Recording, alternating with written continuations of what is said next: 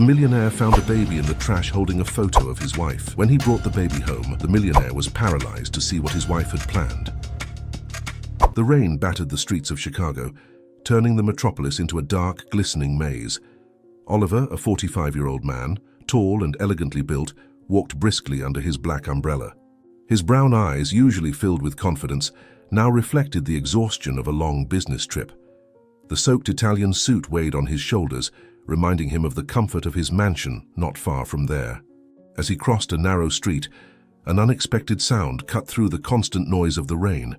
What is that? It sounds like a... No, it can't be. Am I so tired that I'm hearing things now? Oliver murmured to himself, frowning and straining his ears. The faint, intermittent cry of a baby echoed in the rainy night, almost drowned out by the sound of water hitting the pavement. Oliver stopped, looking around with a mix of confusion and concern. His heart raced, and a sense of urgency took over him. He walked slowly toward the sound, his cautious steps splashing water in the puddles forming on the uneven ground. Dear heavens, is that really a baby? Who would be capable of doing something like this? I can't ignore it. He let the sentence die on his lips, incredulity evident in his voice. As he approached a dark alley, the crying became clearer. Oliver hesitated for a moment, his mind racing through all the possibilities. Could it be a trap? A cruel trick by some opportunistic criminal? But the urgency of the baby's cries outweighed his doubts. He entered the alley, his eyes adjusting to the nearly impenetrable darkness. "I'm coming, little one. I'm here to help. Don't be afraid. I'll protect you." Oliver spoke softly, hoping to calm both the baby and himself. There, partially sheltered by a wet cardboard box, was a small bundle. Oliver knelt, ignoring the dirty water soaking his expensive pants. With trembling hands, he pulled back the damp blanket, revealing the red, tear-streaked face of a newborn baby. Oliver's heart tightened at the sight of such a tiny, defenseless creature abandoned on the cruel city streets. "How could someone do this to you, little angel? Don't worry, I'll take care of you now. I promise I won't leave you alone, and we'll look for help to find some family of yours," Oliver whispered, his voice choked with emotion. Carefully, Oliver took the baby in his arms, wrapping it in his own coat to shield it from the relentless rain. That's when something gleamed around the child's neck, catching his attention. With his heart pounding, he moved the wet fabric aside to reveal a delicate gold necklace. His fingers trembled as he touched the pendant, turning it to catch the faint light from the alley. No, it can't be. Isley, how is this possible? Why does this baby have a picture of my wife on its necklace? Oliver gasped, his mind reeling with the implications of what he was seeing. The face of his wife, Isley, smiled back at him from the tiny photo inside the pendant. It was the same necklace he had given her on their first wedding anniversary 5 years ago. Questions flooded his mind. How does this baby have the necklace with Isley's picture? Could it be possible he is our child? No, she would have told me it's right. Who are you, little one? And how are you connected to my Isley? What secret did she keep from me? Oliver murmured, his voice trembling with emotion and confusion. The rain continued to fall mercilessly, but Oliver barely noticed. His world had shrunk to this moment, to this mysterious baby in his arms. He knew he should call the authorities, do what was legally correct. But something inside him, an instinct he couldn't explain, compelled him to protect this child at all costs. "I can't leave you here. I can't hand you over to strangers. I need to uncover the truth. Isley will have to explain everything to me," Oliver decided, his voice firm despite the storm of emotions. With renewed determination, Oliver stood up, adjusting the baby in his arms to shield it better from the rain. He looked both ways down the alley, ensuring no one was watching. The weight of the decision he was about to make pressed on his shoulders as much as the soaked suit. "Let's go home, little one. Together we'll figure out what's going on. I don't know what awaits us, but we'll face it together." Oliver spoke softly to the baby, who was now calming in his arms at the sound of his voice. Oliver left the alley, blending into the shadows of the rainy night. Each step brought him closer to his home and further from the life he knew. The baby in his arms was now more than just an abandoned child. It was an enigma, and possibly the catalyst for a change that would alter the course of his life forever. "Isley, what are you hiding from me? Why didn't you ever tell me about this child?" How could you deceive me like this? Oliver whispered to the night, his voice almost lost in the sound of the rain. As he approached his mansion, Oliver felt the weight of his decision.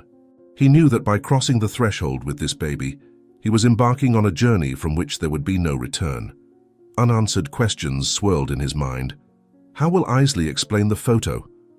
What does this baby mean for my marriage? And, more importantly, who is this innocent child that fate has placed in my arms? No matter what happens, I promise to protect you and discover the truth. You are no longer alone in this world. Oliver solemnly vowed to the sleeping baby. With one last look at the dark, rainy street behind him, Oliver took a deep breath and opened the gate to his property. The path to his house had never felt so long, each step echoing with the weight of his decision. He knew that upon entering that door, his life would change forever. But something in his heart told him that this was the right thing to do, no matter the consequences. May God help us, little one. Our journey is only beginning.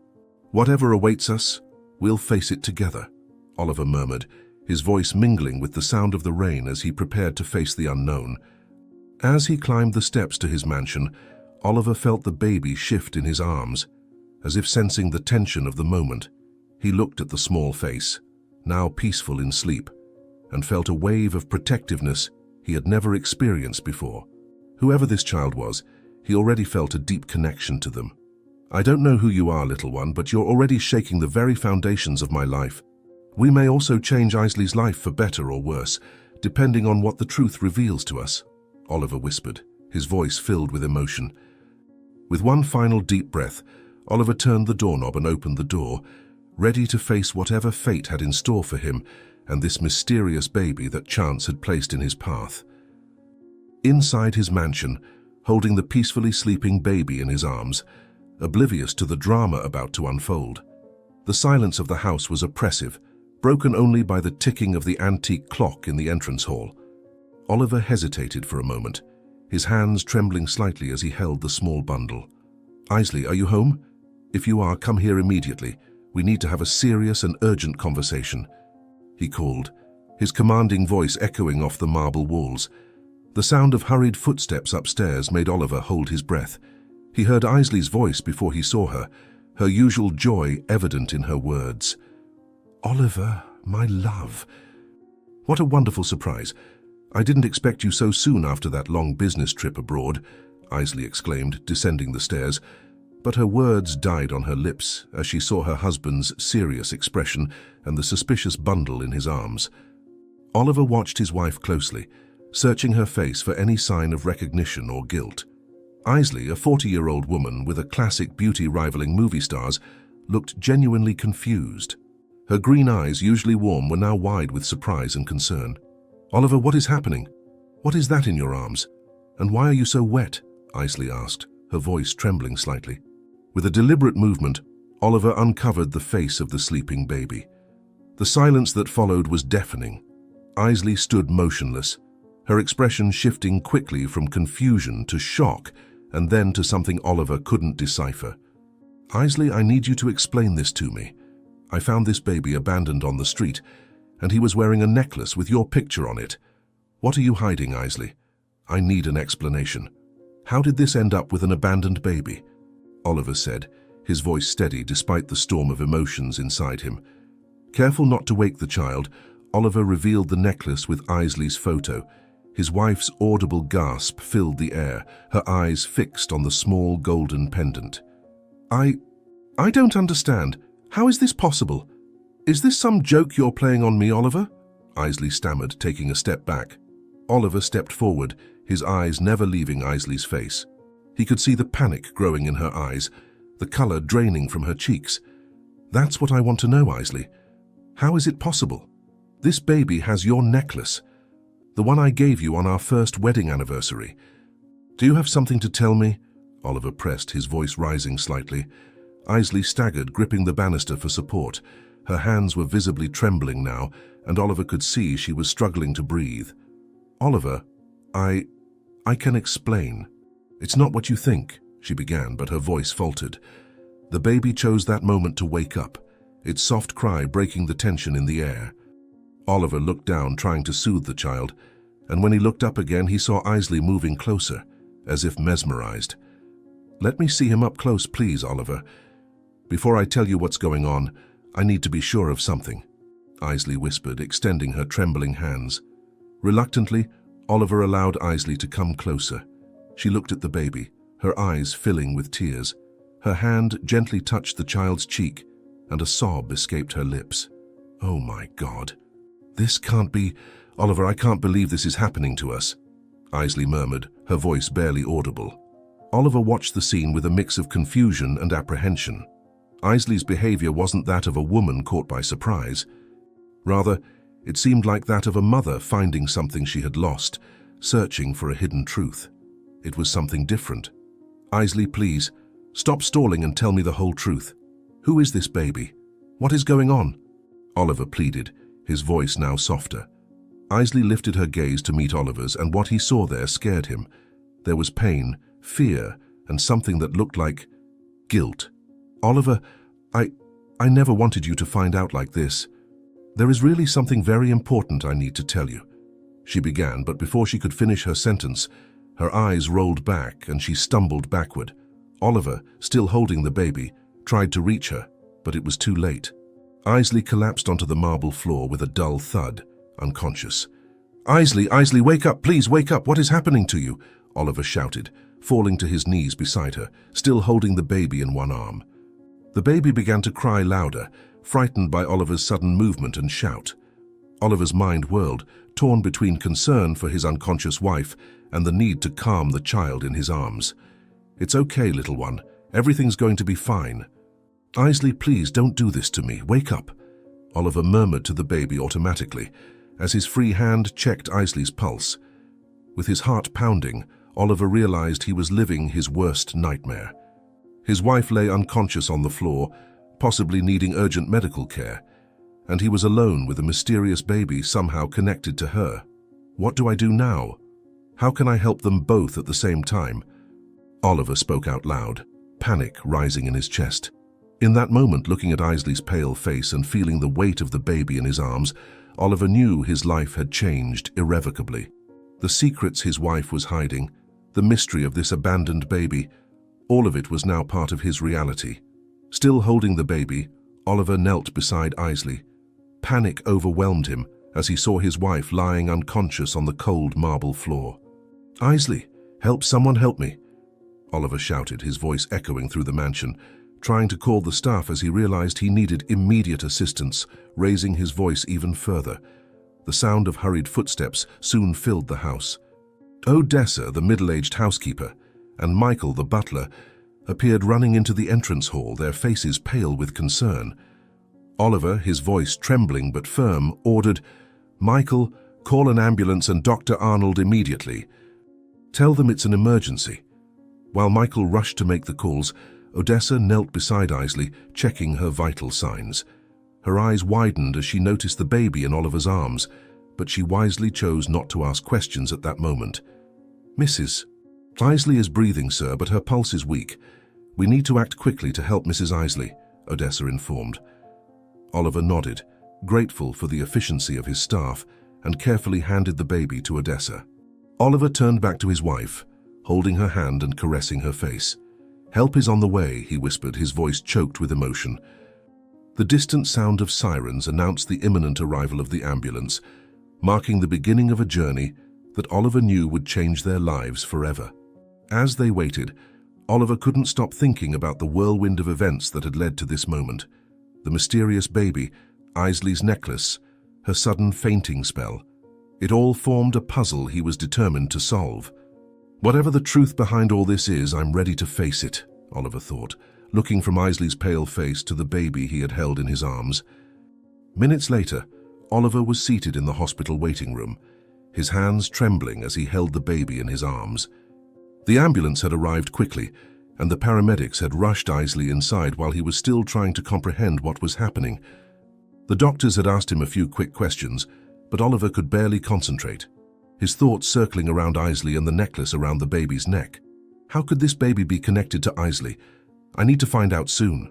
Time is running out and I need answers as quickly as possible, he wondered, unable to shake the image of the pendant from his mind.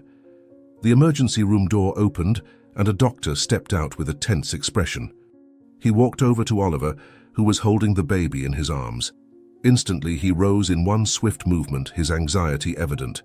"Mr. Fuentes, your wife is stable for now, but there is something important we need to discuss immediately." Oliver's heart skipped a beat at the doctor's words. What happened to her? Why did she faint like that? Will she be all right? The worry in his voice was unmistakable. The doctor motioned for him to calm down and continued. "We detected a serious condition in the preliminary examination. Your wife has been diagnosed with leukemia. We need to act quickly to start treatment. Otherwise, she won't survive for more than a few days." Oliver felt the ground fall out from under him. Leukemia. This didn't make sense. Isley had always been a strong and healthy woman. How could this happen so suddenly? How could she only have a few days to live? He rubbed his face with his hands, trying to process the news. How is this possible? She never mentioned being ill. What can we do now? His voice was low, almost a whisper, as he looked at the doctor, hoping for answers. The doctor, with a grave look, said, "The only chance for a complete cure is a bone marrow transplant. We need to find a compatible donor as soon as possible, Mr. Oliver." Oliver swallowed hard, feeling the weight of the situation. A transplant? But where would they find a donor? He knew that time was essential in cases like this. "And what can we do about that? Is there anyone we can test?" he asked, anxious, his gaze fixed on the doctor who had brought the bad news. The doctor hesitated for a moment before continuing. "Bone marrow from close relatives is usually the most compatible." The words hit Oliver like a bomb. He looked down the hallway leading to the nursery, feeling the weight of his doubt. This is too much to take in, but what if this baby is a child Isley kept from me? What if this baby could save her? He thought, his mind filled with conflicting thoughts. Oliver knew he needed answers before making any rash decisions. This baby might have some level of compatibility with my wife. "Could we test him?" he asked the doctor. The doctor brought him back to reality. "Yes, but we need to act fast. The decision is yours. If the baby is compatible, it could be a chance to save your wife." Oliver nodded slowly, still dazed. "I understand, doctor, but I need some time to process all of this. I'm not going to make this decision immediately." The doctor looked at him with understanding, but also with urgency. "Your wife's health depends on a quick donor match. Time is a crucial factor for us to save her." Oliver knew that. He knew that every minute was precious, but he couldn't act impulsively. "I need to find out the truth about this baby before anything else. I can't just use this child without knowing where they came from. I'll find out who this baby is first. Then we'll see how they fit into this story," he thought, feeling the weight of responsibility crushing his shoulders. He stood up with determination, heading towards the nursery. Walking toward the nursery, Oliver felt his heart tighten with every step. Why do I feel like this baby has something to do with Isley? How can this necklace be around the neck of an abandoned child? He paused, cradling the baby in his arms. A nurse approached, noticing Oliver's uneasy presence. "The doctor informed us that you would decide whether to test the child's compatibility with the patient. Will this be the child to perform the transplant for your wife?" she asked, making Oliver feel overwhelmed by the pressure. "No, not right now. I want to take him with me for now. I want to do a DNA test first in a private lab. I need to know who this child is before deciding anything. I need a blood sample from my wife to see if this child could be her child," he said, his voice choked with emotion. The nurse looked confused, but Oliver was too nervous to notice. The nurse hesitated, surprised by the change in plans, but nodded, understanding the delicate situation. "Of course, sir. I'll need you to sign some papers before you leave so I can provide the sample." Oliver agreed, feeling a mix of anxiety and urgency. He knew he couldn't waste time, but he also couldn't make such a critical decision without knowing more about this child. While the nurse organized the documents and prepared the sample, Oliver stood there observing the baby with a mix of bewilderment and uncertainty. "I need to understand what's going on. This necklace, it can't be a coincidence. Isley, what are you hiding from me? How does all of this connect?" He shook his head, feeling himself sink further into unanswered questions. With the document signed and the vial in hand, the nurse looked at Oliver, a bit concerned, and offered help with transporting the baby. "No, I'll handle it myself. I'm heading to the lab immediately. This is on me now. I need answers, and I need them fast." He left the hospital with the baby wrapped in his coat, feeling the weight of responsibility increase with every step. As he walked to the car, the rain began to fall again, as if the universe reflected the chaos in his life. Oliver carefully placed the baby in the back seat and started the car, heading toward his next destination, a private laboratory where he could perform the DNA test without interference. I need to know the truth. I need to understand what's going on before anything else, both to save my wife's life and to set our lives on a new path. During the drive, Oliver's mind couldn't stop racing. If this baby is indeed connected to Isley, everything changes. But how did he end up on the streets? Why didn't anyone tell me anything? Did she know?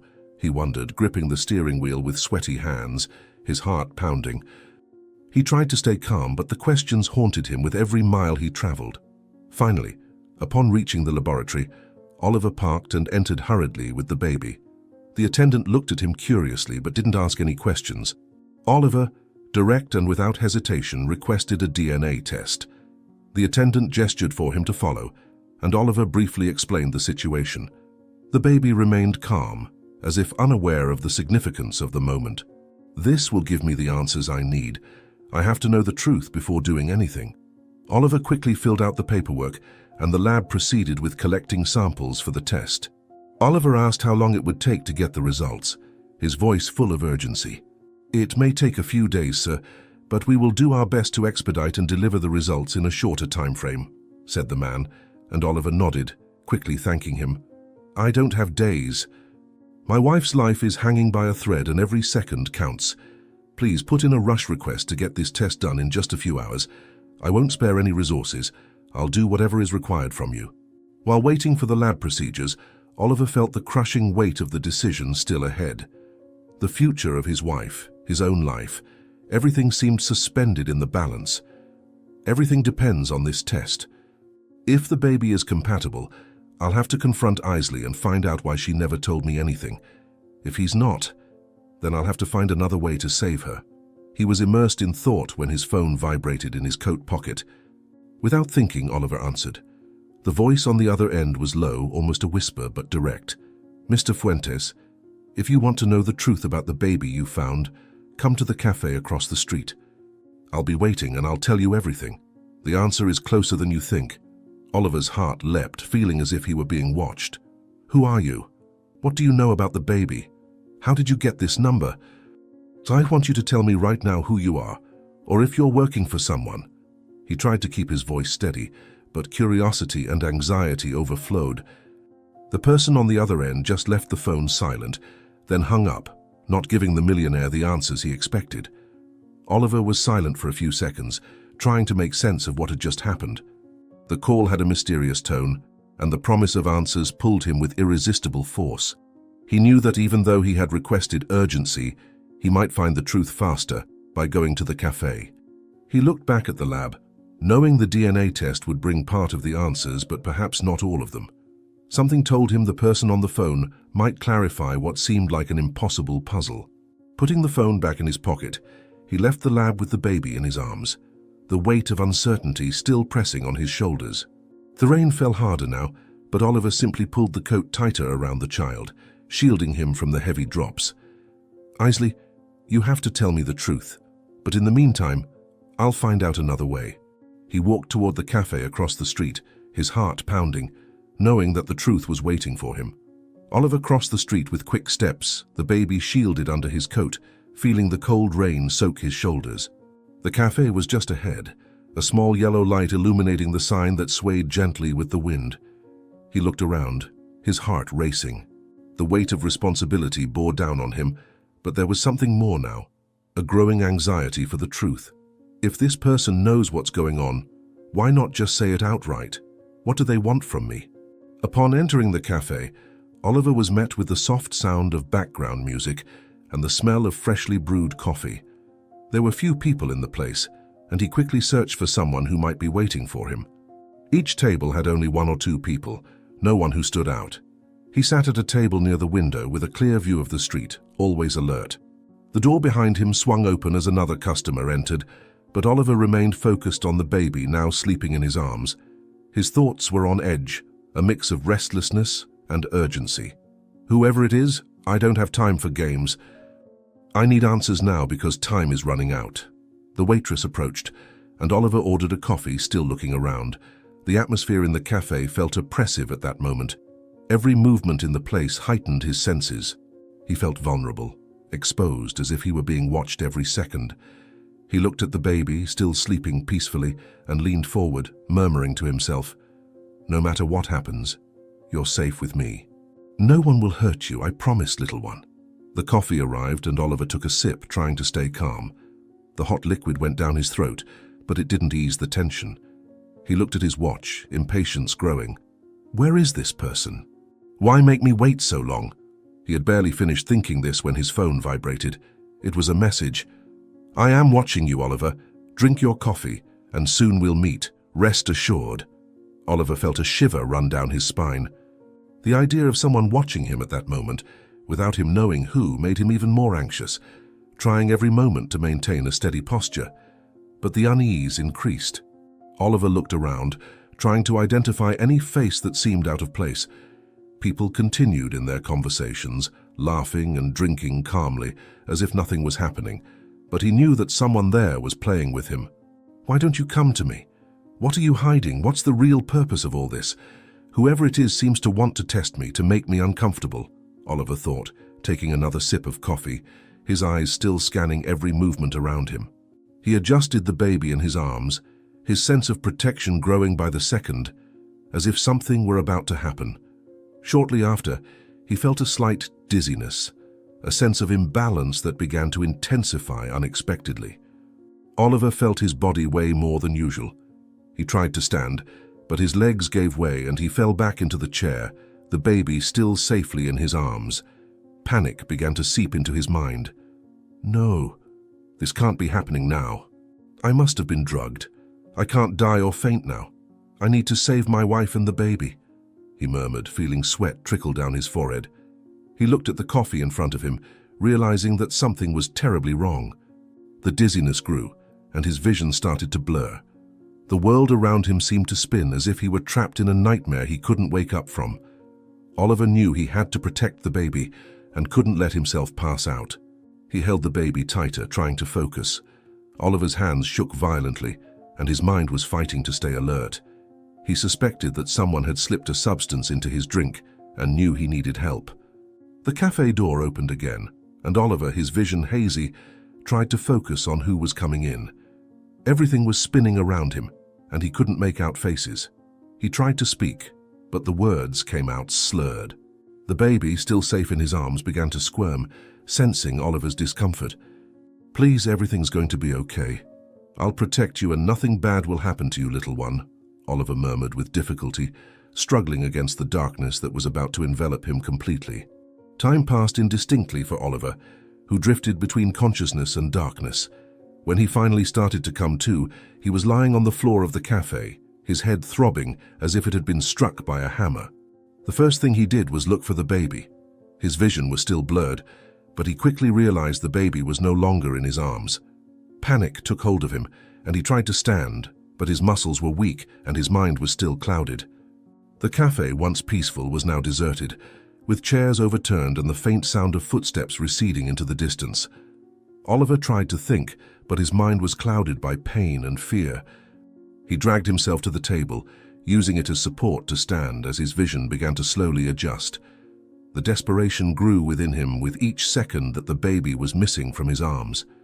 Someone took the baby. I was drugged, and now he's gone. I will find that baby no matter the cost. Still dizzy, Oliver leaned on the table, trying to organize his confused thoughts. The cafe was empty, the dim lights flickering, giving the scene a surreal and haunting tone. Panic began to settle in as he wondered where the baby could be. Every second lost was a weight on his conscience. Someone did this to me, and now has the baby. Whoever it is, they can't have gone far. I need the baby back. I need answers, he thought, feeling a mixture of anger and desperation. His mind, even dazed, fought to find a solution. With difficulty, he stood up, his muscles aching with every movement. He left the cafe, still a bit unsteady, and headed straight for the street where the rain had finally stopped, though the cold air still wrapped around him. The streets were deserted at this hour, except for a flickering light in a nearby alley. Oliver, with no other direction to go, decided to walk toward it, seeking any clue. As he moved forward, he felt frustration and fear rapidly growing within him. Upon entering the dark alley, he encountered a shadow moving in the dim light. For a moment, Oliver thought he was about to be mugged.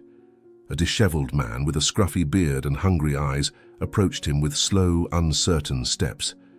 Oliver's heart raced, his body still too weak to react if he needed to defend himself. "I can't believe this. Not now. I can't have trouble with muggers, not when I can barely stand or walk steadily," he thought, his mind battling the dizziness. The beggar came closer, dressed in dirty and torn clothes, raising his hand in an uncertain gesture. "Hey boss, help me out, will you? Just need some spare change to eat. Haven't eaten for days. It's so cold, and no one's been helping me lately." Oliver, who had expected the worst, was surprised. It wasn't a robbery, just a plea for help. Despite the chaos around him and the fear consuming him, he reached into his pocket, pulling out a handful of crumpled bills he'd forgotten he had. "Here, this should be enough. Go get yourself something to eat and don't waste it on nonsense. No one should go hungry," he murmured, his voice still weak. Even in his condition, Oliver couldn't ignore the despair in the beggar's eyes. The man, upon receiving the money, looked at Oliver with curiosity. "Thank you, sir, but tell me something. Why did your maid run out of the cafe with that baby?" "She seemed in a hurry, like she was fleeing from something," the man asked. Oliver froze at his words. What do you mean?" "You saw someone with the baby. I need you to give me all the possible details about this person." He leaned forward, urgency growing within him. The beggar nodded before beginning to recount. "Yes, I saw her. A woman in a maid's uniform left with the child in her arms. It was quick, but she was heading east, toward the poorer side of town. That's all I remember." "She was in quite a rush," muttered the beggar, pointing in the direction of the street. With those words, Oliver thanked the beggar and began walking quickly in the indicated direction. Each step was painful, but he couldn't afford to waste time. "They're heading east. I need to get there before it's too late. I can't let anything happen to the baby. I must do everything I can to recover this child. He might be mine." "No, don't think about that now," he murmured to himself, trying to ignore the pain and panic gripping his body. The dark night around him seemed gloomier than ever, but Oliver was determined to find the baby, whatever the cost. The beggar watched him from a distance, stuffing the bills into his pocket with a sigh of relief.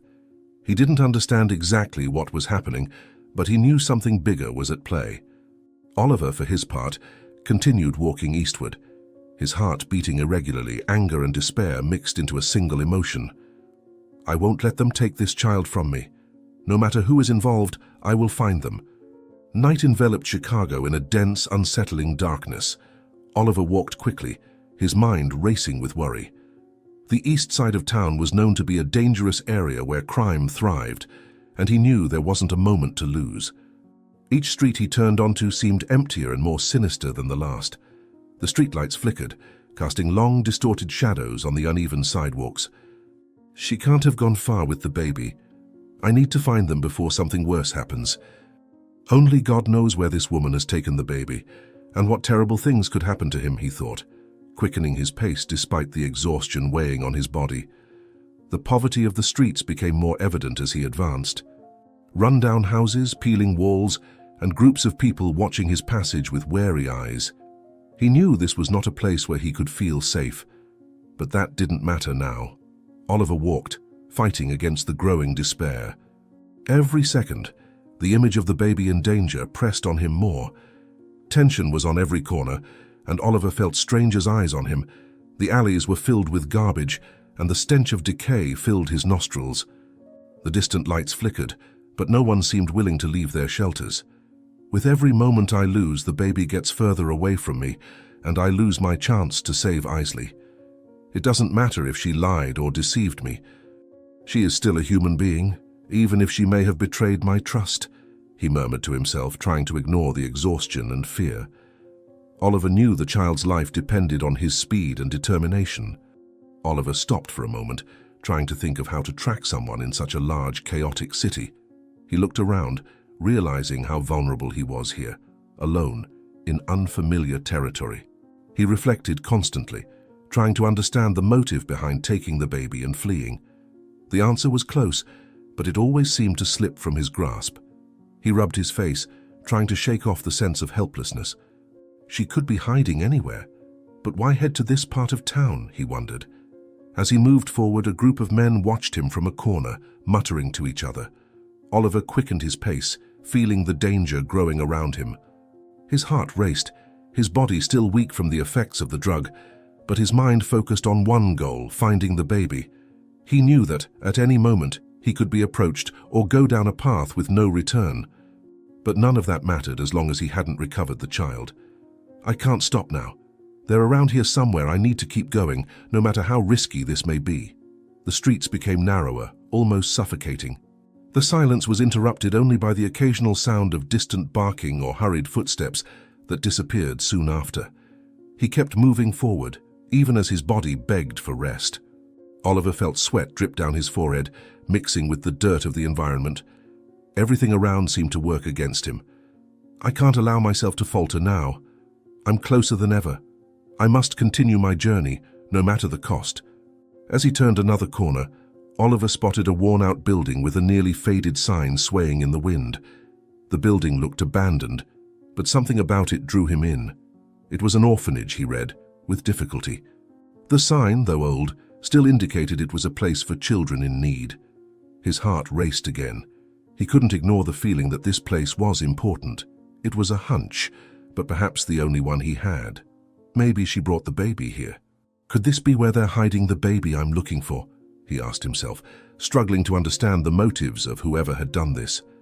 Oliver approached the rusty gate slowly, examining every detail with caution. The building looked like it was in ruins, but something in the air alerted him that he wasn't alone.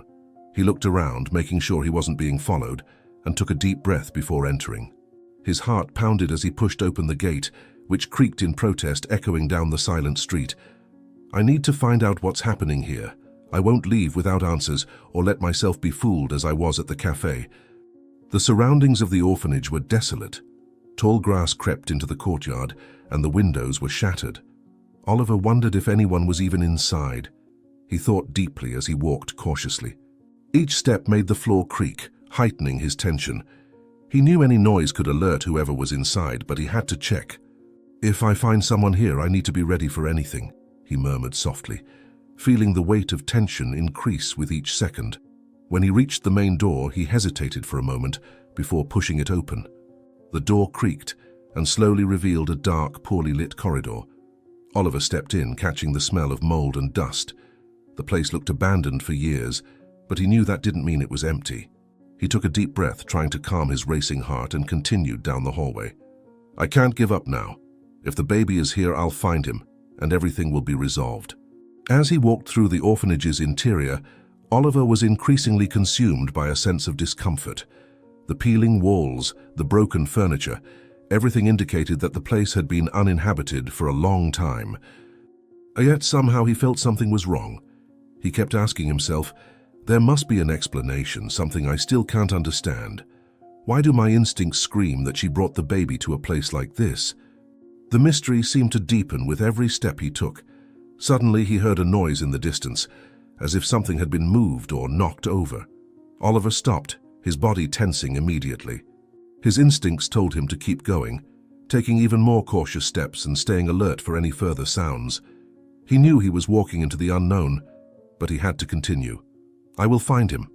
The tension grew with every second, and Oliver moved through the hallways like a ghost, always vigilant but with his heart racing. Reaching a larger room, he glimpsed what seemed to be a partially open door. His stomach churned at the possibility of finally finding what he was looking for. Trying to stay calm, Oliver approached carefully, hearing the sound of footsteps from inside. Without waiting any longer, Oliver pushed the door open and stepped in, his heart pounding. But what he found left him even more confused. The room was almost empty, except for an elderly woman cleaning the worn floor with an old mop. The frail woman with grey hair looked up with curiosity at Oliver's sudden entrance. He looked around, hoping to find something else, but there was only silence and the presence of the old woman. Oliver felt he was in the right place this time. Without wasting any time, he approached the woman. "Excuse me, have you seen a woman around here, someone with a newborn baby? This child could be in danger." His voice was tense, but he tried to keep calm, hoping this woman could give him any clue. any information that would lead him back to the baby. The woman, her tired eyes filled with a certain wisdom, tilted her head, thoughtful. "A woman with a baby. This is an orphanage, sir. It's quite common for women with babies to show up here all the time," she murmured, as if recalling something. Oliver felt his heart race again. "Please, this is urgent. They might be hiding here. The baby is in danger. Try to remember anything. The woman must be different from those who come here every day. You must tell me if you saw anything at all." The woman continued mopping the floor for a moment, as if considering what to say. Oliver grew impatient, desperation building up. Finally, the woman stopped, leaning on the mop.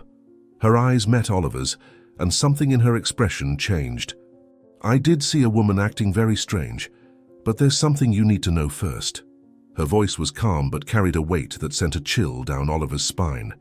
He stepped closer, his urgency growing by the second. The elderly woman glanced around as if ensuring there was no one nearby. She moved closer to Oliver and spoke in a low tone. "I can't talk here. There's something very serious going on. If you really want to know what's happening with the baby and this woman, meet me at the back of the orphanage. I'll explain everything there." Oliver looked at her confused. "Why can't you tell me now? What's happening here?" he asked, but the woman just shook her head. Oliver hesitated for a moment, trying to understand what the woman was implying, but his need for answers was stronger. He knew he couldn't miss this chance, even if something seemed out of the ordinary.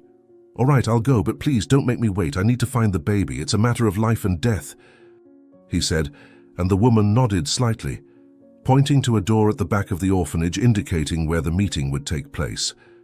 Oliver left the room quickly, his heart pounding in his chest. His head was filled with questions as he tried to process everything that was happening. He walked through the dark, dimly lit corridors, each step echoing in his mind, increasing the tension. 10 minutes. That's all I have to wait. Does she really know something? Or is this just another game to distract me? When he reached the back of the orphanage, Oliver found himself in a poorly lit area filled with old boxes and accumulated debris.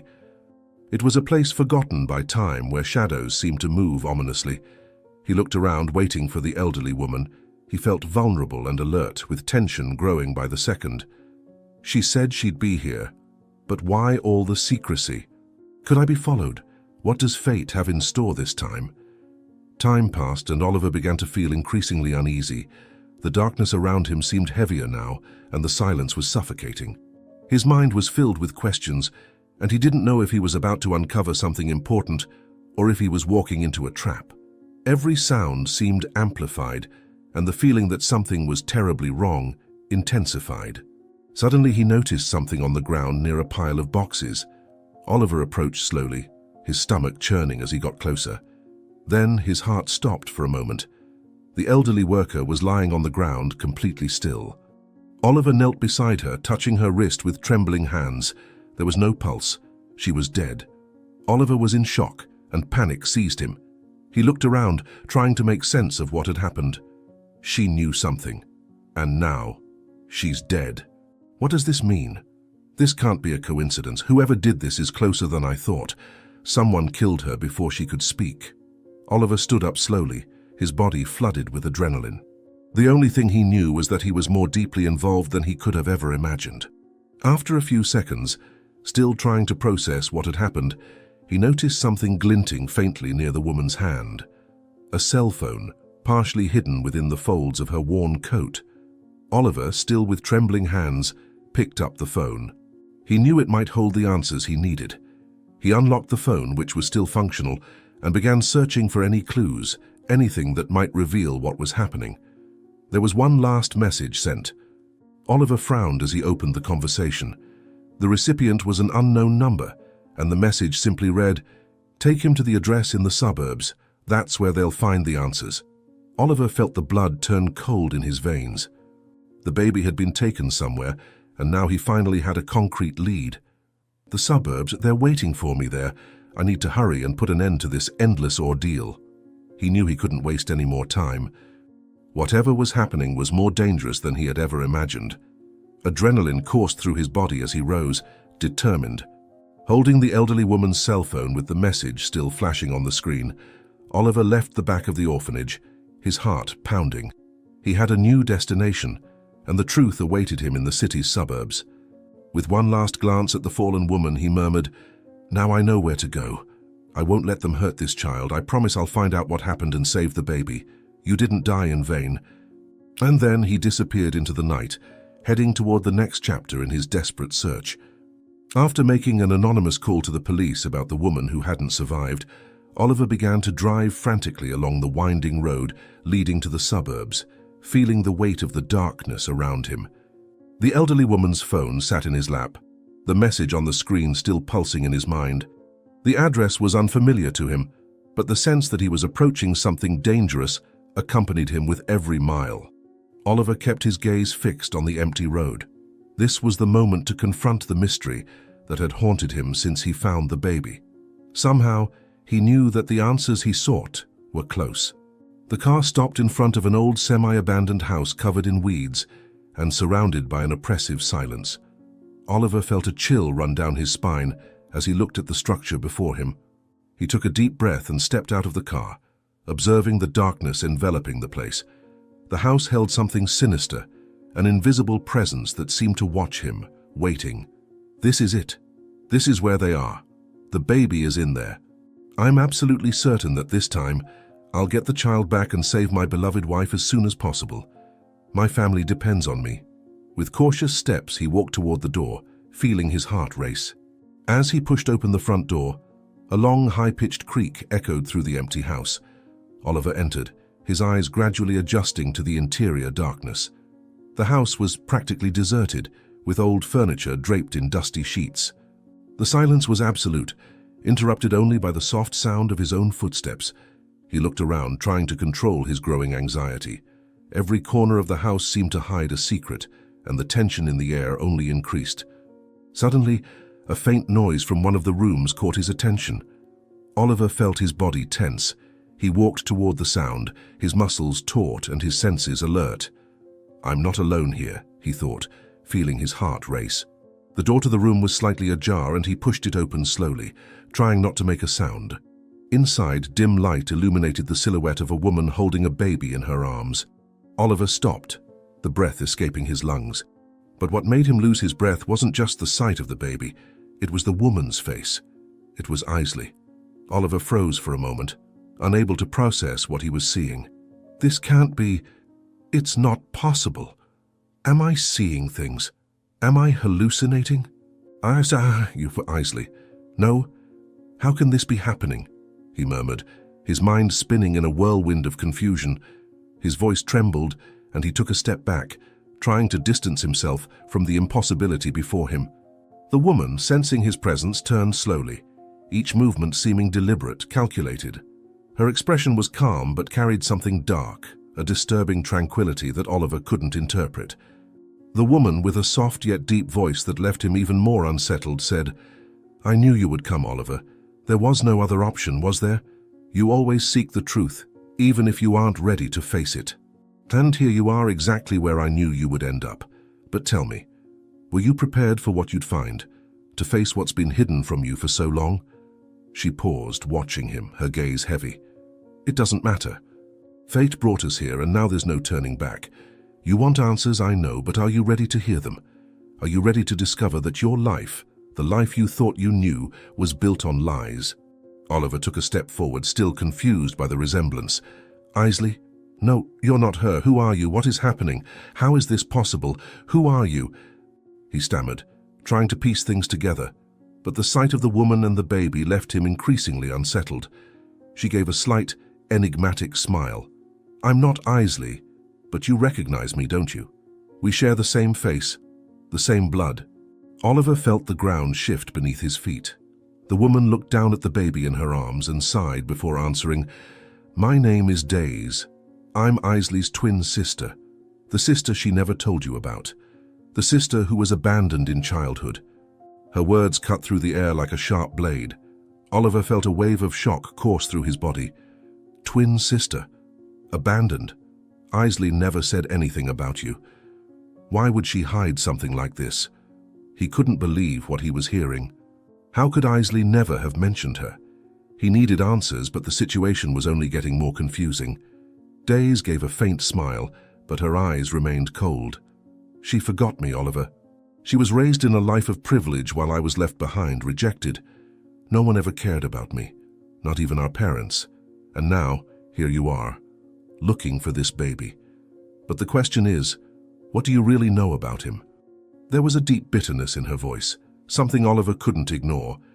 Days held the baby tightly, almost daring Oliver to come closer. Oliver tried to remain calm, but the tension was palpable. This baby, why was he wearing Isley's necklace? What's the truth behind this? Why did you take him? He needed to understand what was happening, but he felt as if Days was manipulating the situation. She smiled enigmatically, as if she were enjoying the game. Everything has a purpose, Oliver. This baby is important, more than you imagine. He's the missing piece to settle, once and for all, the differences between Isley and me. Oliver took a step closer, his voice more resolute. If you're really Isley's sister, why do this? Why involve the baby in this story? What do you want from me? Days looked at him for a long moment, the smile fading. I want what was always denied to me. I want what Isley took from me without even knowing. And this baby, so he's the key to that. I want a chance to be a mother, to have something that was always taken from me. Even this Isley has, and I don't. She looked at the baby, her eyes softening for a moment. Oliver tried to understand what she was saying, but the pieces of the puzzle still didn't fit. Why she would take the baby and what her plan was were questions that needed concrete answers, but Days seemed more interested in playing with his mind. The plan was always simple, Oliver. I want justice. I want the world to know what Isley did, even if she isn't aware of it. This child, this boy, your son, she doesn't deserve to have him, she said, lifting her gaze to him. Oliver felt a wave of shock wash over him. This baby is my son, he asked, feeling despair rise within him. You don't need to use this baby for that. You didn't need to take that woman's life. We can work this out another way. Just give me the baby and we'll talk. It doesn't have to be like this. His voice was now calmer, almost pleading, as he tried to approach Days. But she shook her head slowly, her eyes filled with restrained anger. No, Oliver. This baby is mine now. He's part of my story, my redemption. I'll do anything to keep him. He's my child now. You won't take this child from me. Oliver knew the situation was becoming more and more dangerous. He had no idea how far Days was willing to go to get what she wanted. Please, Days, you do not need to do this. There cannot be redemption at the cost of an innocent child. But she seemed unconvinced. You do not understand, Oliver. I have waited my entire life for this. I will not let anyone take away what I have finally achieved. Today is the day justice will be served. The price I paid for all this time will be repaid today. The tension in the air was becoming unbearable. Oliver knew that if he did not act quickly, something terrible could happen. I am taking my son out of here, Days. You may have suffered, but you cannot take it out on a child. He is not part of your past. Days took a step back, clutching the baby even tighter. She began retreating toward the back door. Oliver felt the urgency growing. He needed to act, but he knew that any hasty move could put the baby in danger. Days, please listen to me. This does not have to end like this. We can resolve this another way. There is no reason to turn this situation into a tragedy. I know you have suffered, but hurting more people will not fix what happened in the past. Days looked at him for a long moment, her gaze filled with hurt, but also with a cold determination. She held the baby tightly, as if he were the only thing that connected her to the world. Oliver, you still do not understand, do you? There is no other way. All my life I have waited for a chance to take back what was taken from me, to fix the injustice I suffered. I never got a second chance, and now I am not going to allow it to be taken away from me again. It is too late to turn back. Days, you do not have to do this. My son has done nothing wrong. He is not part of the past that hurt you. He is innocent, just as you once were. Do not do to him what was done to you, Oliver pleaded, his voice trembling with desperation as he took slow, careful steps toward her, trying to stay calm. He needed to stop Days from doing something irreversible. Think about it. We can find a solution. I know Isley would never have abandoned you. I do not know what happened in the past, but I can help. Revenge will not give you the peace you are looking for. Days let out a bitter laugh, a laugh that echoed through the empty walls of the house. Her eyes sparkled with a mix of sadness and madness. "You think you can help me? You think anyone can? After everything I went through? I lived in the shadows while Isley had everything. Love, family, safety. And what did I have? Nothing, Oliver. Nothing but being forgotten and the pain. And now you are telling me not to do what is necessary?" Her eyes grew cold and merciless as she held a box of matches, her fingers twisting a small wooden matchstick between them. Oliver froze, his heart racing. "What are you doing, Days? For heaven's sake, you do not need to do this. Setting fire to this house will not change the past. It will only destroy more." He felt sweat trickling down his forehead as he looked at the matches in her hands, each second heightening the tension. "Please, think about what you are doing. The baby. You said yourself you want to be a mother. What kind of person would do this to an innocent child? Is this what you want?" Days observed him, the silence between them charged with an energy that seemed ready to explode. "I want justice, Oliver. I want everyone to feel what I felt. The pain of loss, of abandonment, of fire that consumes everything and leaves nothing but ashes. This baby, he is the symbol of everything I could never have. He will be the sacrifice for my suffering. And if Isley did not have the courage to tell you about me, now you will find out what she hid, in the most painful way." Before Oliver could say anything else, Days, with a determined motion, struck the match, and the flickering flame danced before his eyes. Oliver took a few steps forward, but Days had already thrown the lit match into a corner of the room, where old papers and flammable objects were piled up. The flames began spreading quickly, licking the wooden walls and the floor with ferocity. Oliver took a step back, panic seizing him. He tried to approach her, but Days stepped back, keeping the distance between them as the flames began to take over the room. "You are insane. You are putting your own life and the baby's life at risk. Days, please let me take my son out of here. He has nothing to do with what happened to you." He pleaded, but Days laughed, a dark, desperate laugh, as if she was embracing the chaos she had unleashed. "You still do not understand, Oliver. I am not leaving here. There is no salvation for me." Desperate, Oliver looked at the spreading fire, knowing that every second lost meant more danger for the baby. He needed to act quickly. "You do not have to destroy yourself like this. If you feel you were left behind, I can help you build something new, but this is not how suffering ends. Please, Days, think about the baby." He took another step forward, feeling the heat of the flames rising, but Days remained relentless. "You speak as if you could understand what it is like to live in ashes, but you do not." Her words echoed in Oliver's mind, and he realized that Days would not change her mind. With the flames already threatening to engulf the entire room, Oliver knew there was no more time for appeals. He lunged toward Days, trying to grab the baby from her arms, but she quickly moved back, dodging him. The flames climbed higher, and the heat became almost unbearable. "I will not give up, Days. I will not let you hurt him," he shouted, his voice muffled by the smoke that was beginning to fill the air. Oliver felt the heat intensify around him. The fire spread with devastating speed, devouring the walls and consuming everything it touched. The flames roared like hungry beasts, reaching every corner of the abandoned house. The thick smoke was already filling the air, making each breath a challenge. He knew he did not have much time.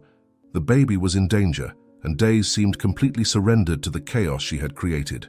He looked at Days, who remained still, clutching the baby with frightening firmness. Her gaze was fixed on the flames, as if hypnotized by the destruction around her. Oliver felt despair taking over. "Days, please.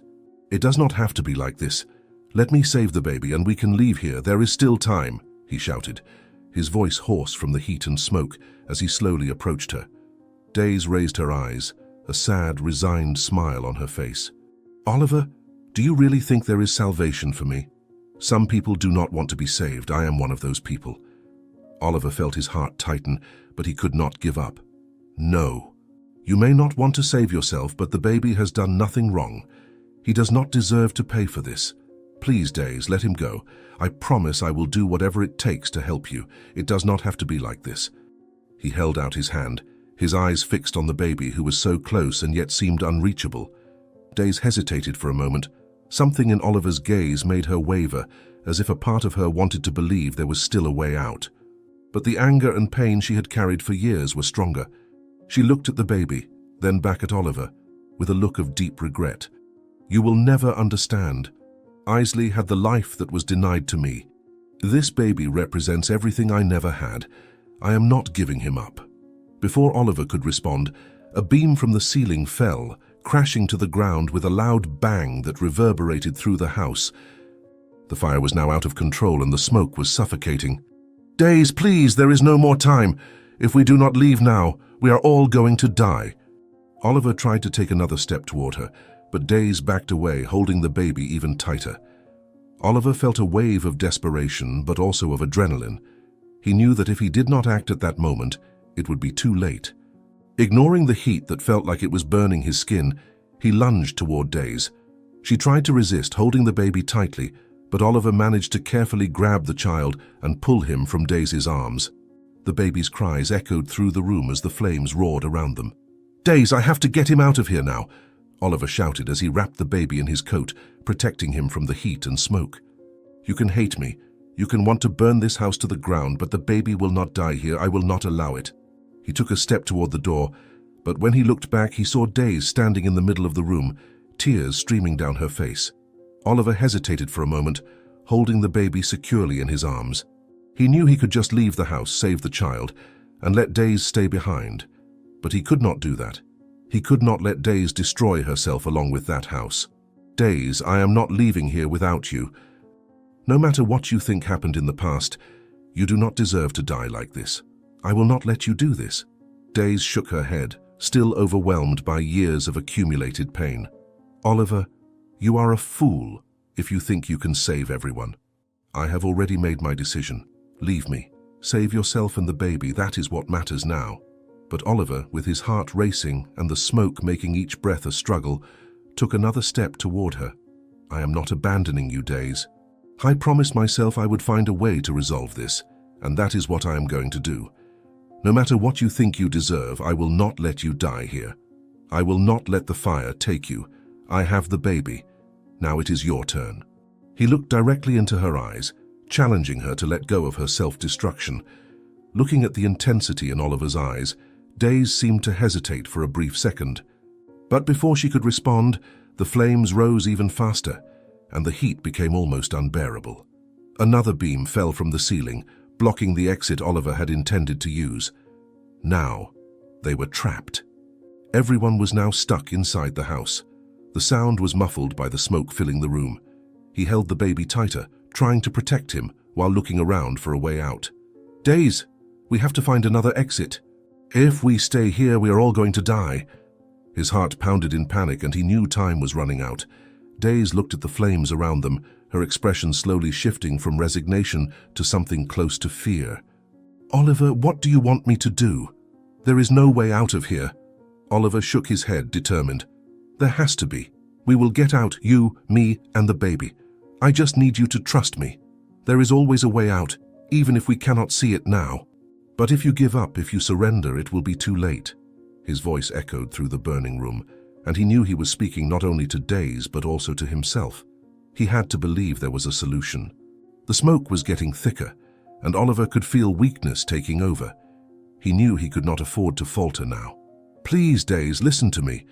We can still get out of here alive, but you need to help me find a way out. You do not deserve to die like this, nor does the baby." He coughed violently, the air almost impossible to breathe. Oliver held the baby with one hand and extended the other to Days. "Come with me. I know the fire is everywhere, but we still have a chance. Let us get out of this house. Let us give this baby a chance to live. But you have to trust me." His gaze was steady, and for the first time, Days seemed to want to believe. She hesitated, looking at the flames licking the walls around them. Finally, with a heavy sigh, she took Oliver's hand. Days was trembling, but there was a spark of hope in her eyes and deep within her heart. With Days at his side, Oliver began desperately searching for an exit. The heat was almost unbearable, and each second felt like an eternity as they ran from one side to the other, avoiding burning pieces of wood falling from the ceiling. The smoke was blurring his vision, and the baby would not stop crying. Oliver felt despair tightening around his chest, but amid the smoke and suffocating heat, His eyes landed on a small opening in the corner of the wall, a window covered by debris and partially blocked by a fallen beam. He grabbed Daisy's arm firmly and pointed toward the unlikely escape. "There, Daisy, that window. It is our only chance. If we can move that beam, we can get out before the fire consumes everything. You need to help me. Now." Daisy looked at the window, her eyes wide with a mix of hope and fear. She nodded, wiping tears mixed with soot from her face, and rushed to help Oliver. He handed her the baby, protecting him with his coat, and with desperate effort began pushing the beam. "Push with me, Daisy. Push with all the strength you have. We cannot give up now. I promised we would get out of here alive, and I am going to keep that promise."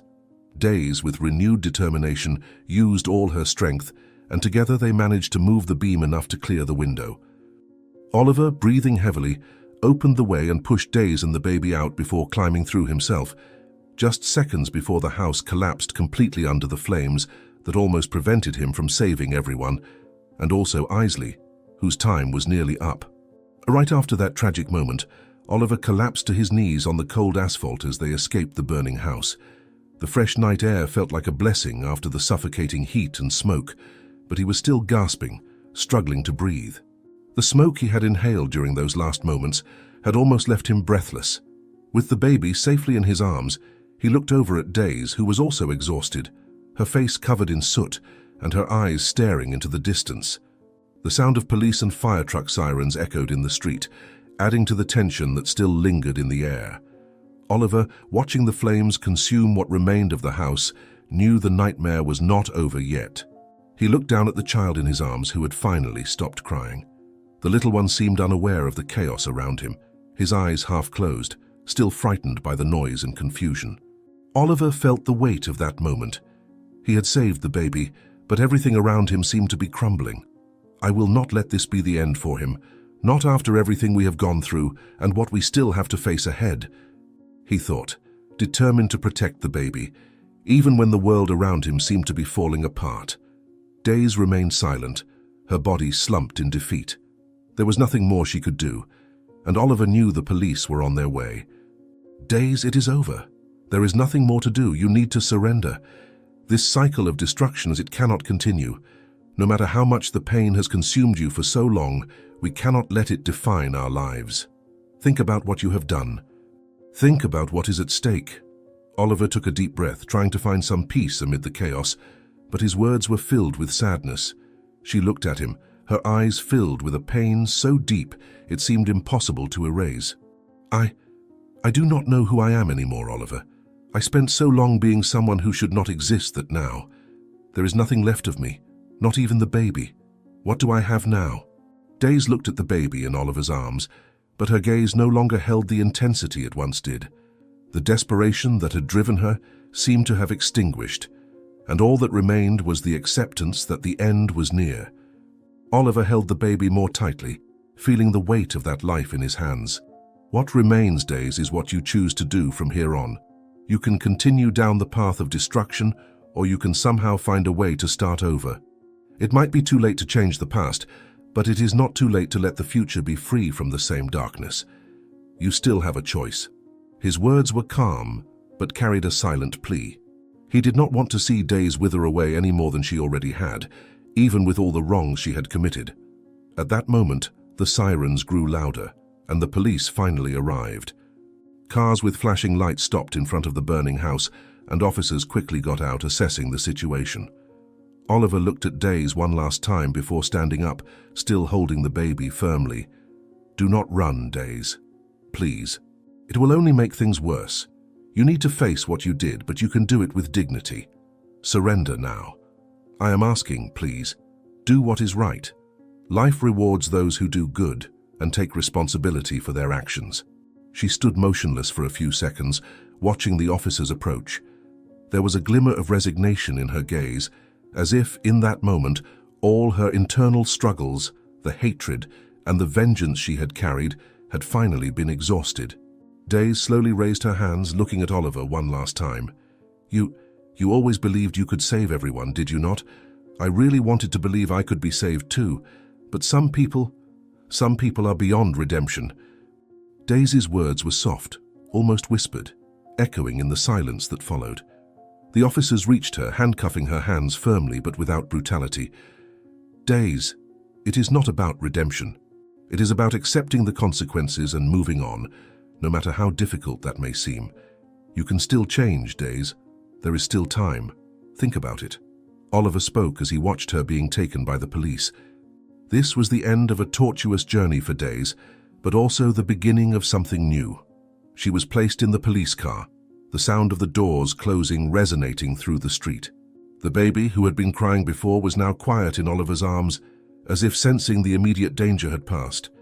But the tension in the air had not yet completely dissipated, and Oliver knew the weight of what had happened would not vanish easily. I did what I could. Now everything depends on you, Days. Everything depends on your choices from here on, he thought, watching the police car drive away. Oliver took a deep breath and looked up at the dark sky, the flames from the house still lighting up the horizon behind him. He was exhausted, both physically and emotionally.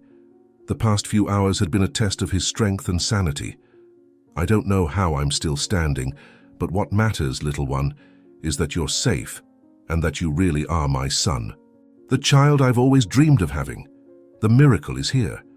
You're safe with your father, and that's what counts now, he said, his voice thick with emotion, tears streaming down his face. Still, Oliver knew there was another battle ahead. His thoughts went to Isley. From the moment everything began, her absence had been a constant presence in his mind, like a shadow following him. The thought grew in his mind with an increasing urgency. The feeling that time was running out gripped him, and he started walking towards the car. I need to go to the hospital. Let's go. We need to see your mother. I can't waste any more time. I need to be with her. At that moment, his phone vibrated in his pocket. He frowned, pulling out the device quickly. The sirens around him and the noise of the street seemed to fade when he saw the hospital's name on the screen. A chill ran down his spine, and he answered the call with trembling hands, his voice thick with apprehension. Something inside him already knew that what he was about to hear was not good news. On the other end of the line, a doctor's voice sounded serious, getting straight to the point. Mr. Fuentes, we need you to come to the hospital immediately. Your wife, Isley, is in critical condition. Her condition has worsened in the last few hours, and I'm afraid she doesn't have much time. The silence that followed felt unbearable.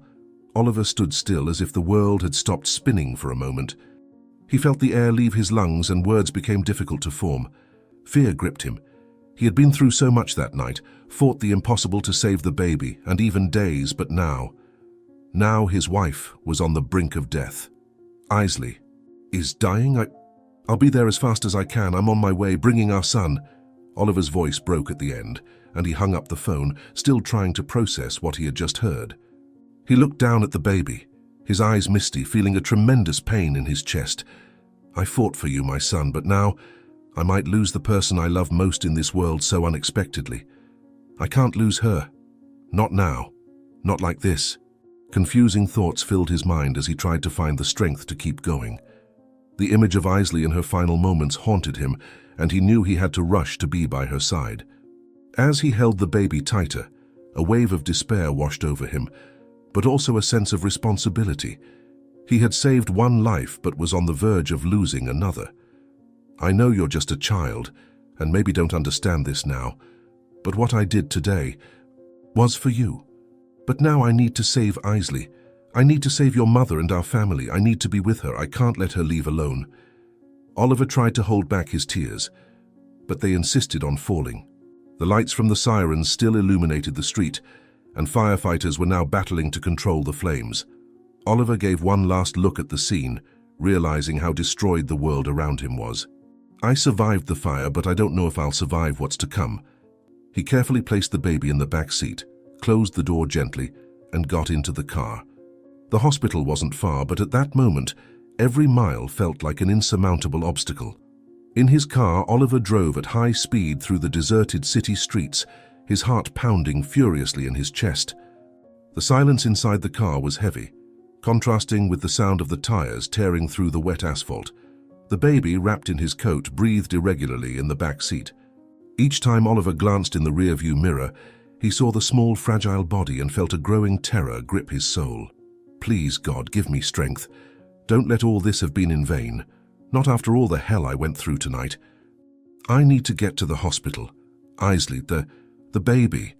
My family depends on me. The thought propelled him forward, but the fear was overwhelming.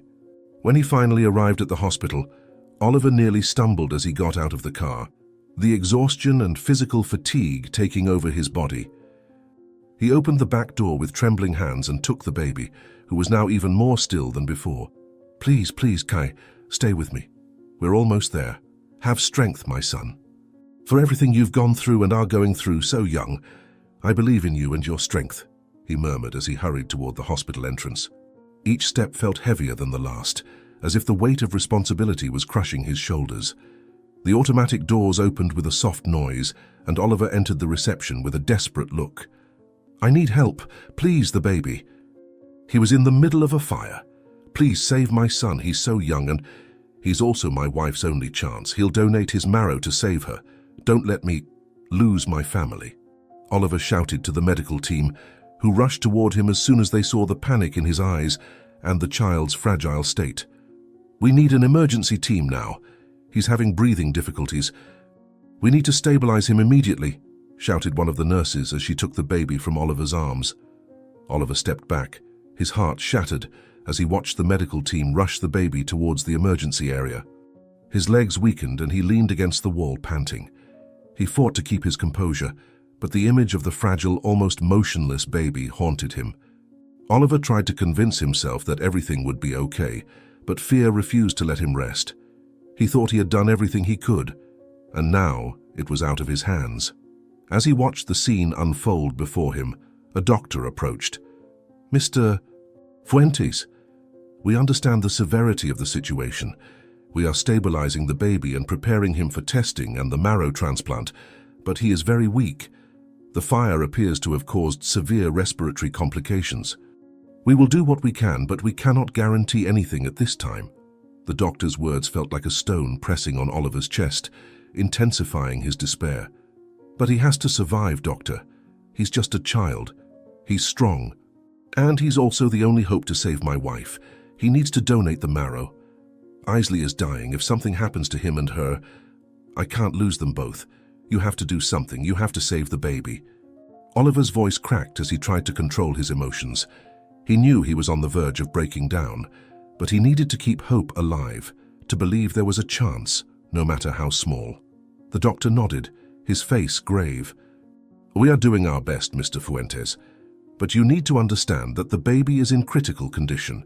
The fire caused severe damage, and his respiratory system is very fragile. We will stabilize him first before proceeding with any procedure. And as for your wife, she is also in a very delicate condition. We need to act fast, but time is against us. The doctor paused as if the words were difficult to speak. Oliver felt the ground disappear beneath his feet. Time was something he didn't have, something his wife and the baby didn't have. Why does everything have to depend on so little? What else can I do? How can I save Isley and the baby? Frustration and despair consumed him, but he knew his only choice was to wait, a wait that felt endless. Suddenly, the sound of alarms echoed down the corridor, and a medical team rushed toward the room where the baby was being treated. Oliver's heart raced and he ran after the doctors, panic taking over his mind. The emergency room doors closed, leaving Oliver outside, trapped in his own anguish. A nurse approached him, her face urgent, but also empathetic. Mr. Fuentes, the baby went into cardiac arrest. We are doing everything we can to stabilize him. Please trust the medical team. They're doing the best they can. The nurse's words were like daggers in Oliver's chest. He stood there, feeling helplessness invade every cell of his body. Cardiac arrest, my God, I can't lose this baby too. I can't lose the child God gave me. The child Isley gave me. Not after everything I've been through. Oliver closed his eyes for a moment, trying to hold back the tears threatening to fall. Please, he's just a baby. He can't. Not now. He needs to survive. He needs to live. To save my wife. To have the life he deserves. I can't do this alone. I can't fight against everything alone. I need him to hold on. Oliver leaned against the wall, arms crossed over his chest, watching the doctors fight for the baby's life from the other side of the glass. Minutes passed, but they felt like hours to Oliver, who kept his eyes fixed on the medical team, waiting for some sign of improvement. He felt powerless, a feeling he hated more than anything else. He was used to solving things with his own hands, but now all he could do was wait and pray. Please, please, don't let him die. Not after all this. I can't lose my family. Finally, the doctor returned, his expression graver than before. Oliver immediately knew something was wrong. The doctor sighed deeply, his forehead creased with worry. Mr. Fuentes, we tried to stabilize the baby, but the situation is critical. He's not responding as we'd hoped. The smoke inhalation and damage from the fire have severely compromised his respiratory system. At this moment, we can't start the transplant process. He's fighting for his life, and we cannot guarantee he'll survive. Oliver felt the ground open beneath his feet. The doctor's words hit him like a punch to the stomach. Everything around him seemed to fade away, leaving only the distant sound of his heart pounding uncontrollably. No, this can't be happening. Not after everything. The baby. He has to survive. He has to live to save his mother and have a life filled with joy with his family. His voice trembled, barely a whisper, as if he were begging the doctor to say everything would be all right, but reality was merciless. The doctor continued, his voice low and careful. Mr. Fuentes, we've done all we can so far, but the baby is entering a critical state. We need to focus on trying to keep him alive before thinking of anything else. Your wife's condition is also delicate, and without the transplant we don't know how much time she has. Oliver was stunned, the doctor's words echoing in his mind. The baby was on the brink of death. Isley was dying. Everything was falling apart. Without saying a word, Oliver turned and walked away. He felt the weight of despair suffocating him, each step heavier than the last. He didn't know where to go or what to do. Everything seemed out of control, as if he were being dragged into an abyss from which he couldn't escape. I can't lose them both. I can't. What can I do now? What should I do now? He murmured to himself, the words coming out almost as a plea. He needed a miracle but didn't know where to find it. Rain began to pour heavily outside the hospital. Oliver stepped out the main doors and felt the cold drops hit his face, mixing with the tears he could no longer hold back. He didn't care about the rain or the cold. All he felt was unbearable pain, a crushing emptiness. Why is this happening? Why is everything going so wrong? If there is any higher power, God, please do something. Show me what to do, I'm begging you. He looked up at the dark sky, raindrops falling into his eyes. Wandering aimlessly down the wet sidewalk, Oliver felt lost, as if the world were collapsing around him. I did everything I could. I fought. I brought the baby. I saved days. And yet, everything is going wrong. Isley is dying. Our tiny baby is dying. He ran his hands over his wet face, not knowing what else to do. The sound of rain was the only thing filling the night. I need a miracle, but where do I find one now? He stopped under the awning of a building, looking out at the city around him. The car lights passed by, reflected in the puddles. For everyone else, it was just another night. For Oliver, it was the night when everything he loved was about to be taken from him. Isley, I did everything I could, I swear I did, but it feels like the world is determined to make me lose you. How will I go on without you? He looked at the sky again, seeking answers in a place where he knew there would be none. Suddenly his mind was overcome with a wave of anger, mixed with despair. He punched the wall of the building beside him, feeling the pain radiate through his hand, but he didn't care. Why? I can't accept this. I can't lose my family like this. Not after everything I've been through, after everything I've faced. He shouted, his voice muffled by the rain, the echo of his own pain mixing with the sound of the drops hitting the ground. Oliver fell to his knees on the sidewalk, his head down, his hands buried in the wet ground. Minutes passed like hours, Oliver lost in his own suffering. He felt the rain running down his body, but the cold outside was insignificant compared to the ice growing in his heart. I always believed that if I fought hard enough, things would work out, but now it feels like I'm powerless.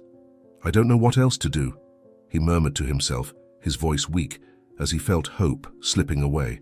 As he knelt there on the street, the sound of a siren approached.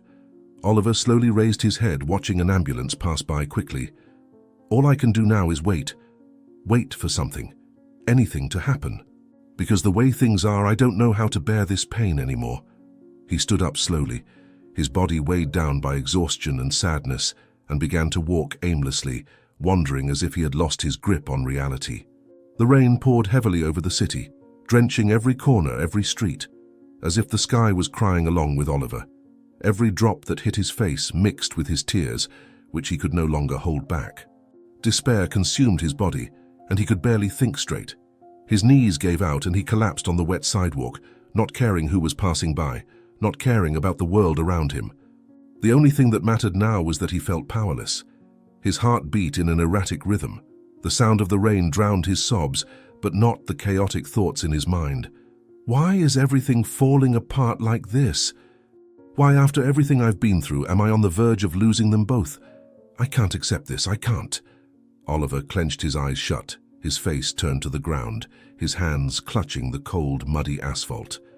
The pain in his chest was unbearable, a pain that consumed him, making him question everything. He raised his face to the sky, the raindrops running down his skin, washing away the despair of his tears, but not the agony he felt. If there is any higher power, help me. My God, please hear me now. I have nothing left. I have no more strength. I don't know what to do. I just need a miracle. Save Isley.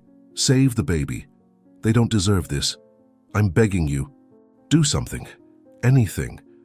Only a miracle can save them, and only you can make that happen. His voice broke in the rain, a desperate plea thrown to the wind, not knowing if it would be heard. Every time Oliver thought about Isley, lying in that hospital bed fighting to survive, something inside him crumbled a little more. He thought of the baby, fragile and battling his own body, which made him feel even more suffocated. I fought for them. I gave everything I had to save the baby, to keep hope alive that Isley would survive. But now, everything is out of my control.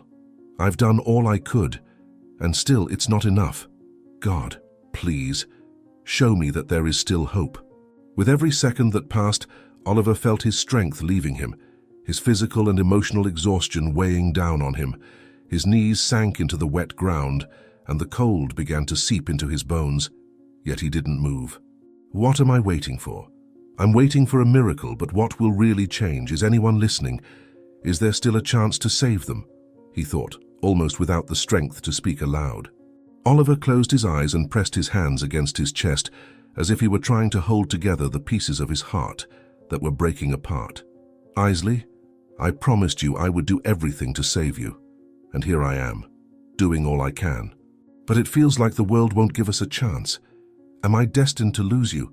Please don't take them from me. I don't know how to go on without you both. He shook his head as though trying to banish these dark thoughts, but they continued to invade his mind relentlessly. The sound of a passing car briefly brought him back to reality, but the despair continued to tighten around his chest. The feeling of powerlessness was overwhelming, as though he was sinking into an ocean of endless pain. If I could trade places with them, I would. I would give my life for theirs if it meant they would be okay. Please, God, if you can hear me, I beg you, take my life but spare theirs. He murmured, his words nearly drowned out by the sound of rain hitting his face. The street was empty except for a few cars passing by occasionally. Oliver felt completely alone, as though he were isolated in his own suffering. He looked around as if expecting someone to appear with answers, a solution, but all he found was emptiness. Why am I always waiting? Waiting for something miraculous to happen? The truth is, there's nothing more I can do. Everything is in the hands of the doctors and something greater, if that even exists anymore. He punched the ground in anger, feeling pain radiate through his hand, but the physical pain was nothing compared to the emotional agony. I can't do anything more. I'm powerless. I'm just a man who loves his wife and is on the brink of losing her. And this baby, our son that I always dreamed of, I don't even know if he will survive. I can't believe this is happening. I can't accept this. Tears mixed with the rain ran down his face, and Oliver fell to his knees again, sinking his hands into the wet ground. Minutes felt like hours, and Oliver stayed there on his knees in the street, begging for something, anything that could turn the situation around. He didn't know who else to turn to, didn't know what else he could do. Isley, you once told me that everything happens for a reason. That no matter how hard life is, there's always a lesson, something that teaches us to keep going. But now, I see no sense in any of this. What's the reason for so much suffering? Why can't I get a miracle when I need it most? At that moment, in the midst of the heavy rain, he heard footsteps approaching, soft and almost inaudible amid the rain.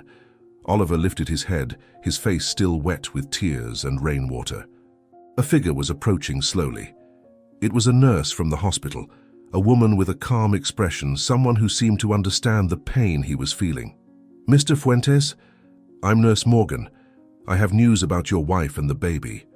Her voice was soft, but there was an urgency hidden in her words. Oliver stood up slowly, still breathless, and looked at the nurse with a mix of hope and fear. "News? What happened? Are they alive?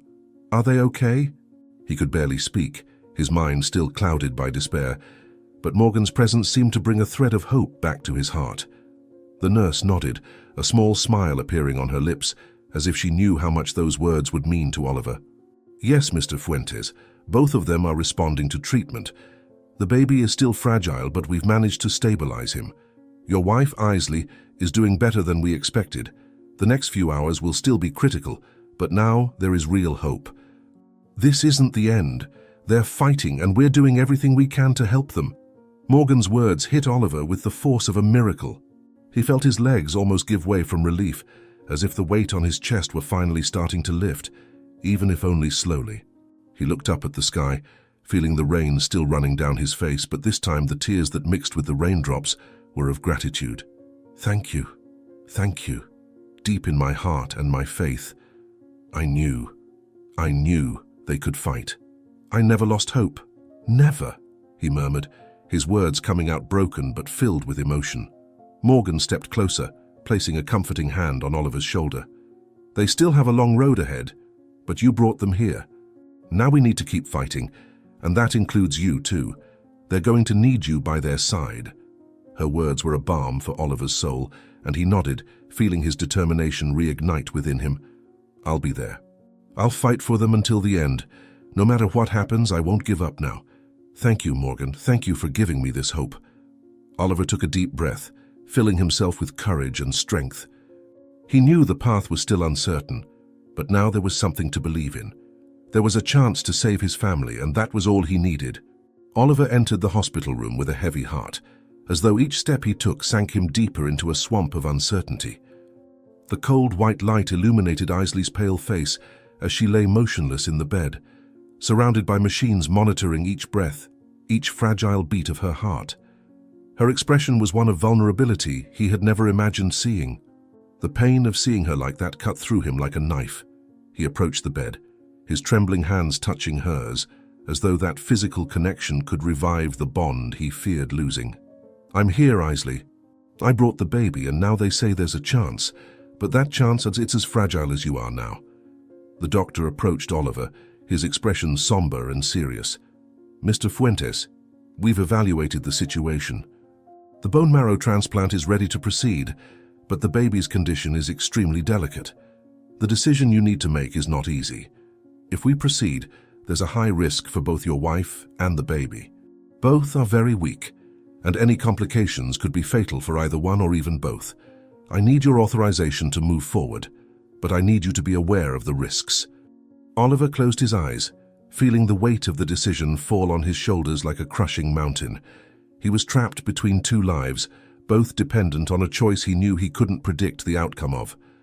"I know the risks are great. I know the baby can barely breathe on his own, and I know Isley is on the brink of death, but what can I do? I can't simply give up on one of them. They are everything to me. I can't lose either of them. After all we've been through, we will keep fighting. We are never truly alone." The doctor watched him closely, waiting for his response, but there was no pressure, only the harsh reality of the moment. Oliver, still holding Isley's hand, leaned closer to her as if his words might reach her in some distant place. "Isley, I don't know if you can hear me now, but I'm here, and I need you to fight. I know you're strong. Our son needs you. I need you. Everything we've done has brought us here, and I can't make this decision without thinking of you.